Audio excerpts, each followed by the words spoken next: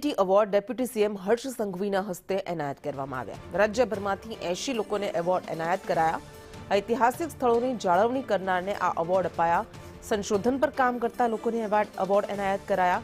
કાર્યક્રમમાં deputy CM હર્ષ સંઘવીએ સંબોધન કર્યું। તેમણે કહ્યું, ઐતિહાસિક ધરોહરની આસપાસ ગંદકી સાફ કરવી, ઐતિહાસિક ધરોહરની જાળવણી આપણી જવાબદારી। આદત બદલવા શું કરી શકીએ એમાં તમારી મદદની જરૂર છે। મોટો બદલાવ લાવવા તમે એક પગલું વધારો, સરકાર 10 પગલાં આગળ ભરવા તૈયાર।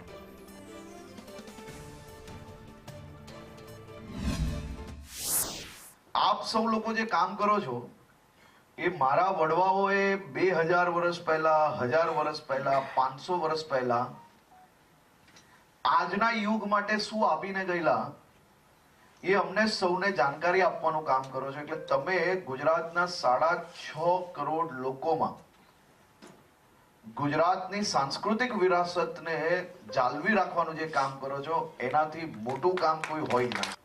84 વર્ષના કાકાએ પહેલો એવોર્ડ લીધો,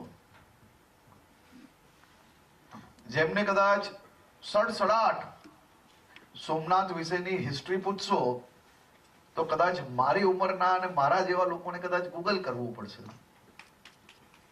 પરંતુ એ 67 બોલી શકે અને કેવા જમાનાથી એમને આ વારસાને જાળવી રાખવાનો પ્રયાસ કર્યો, જ્યારે ઇન્ટરનેટ બી નહોતું,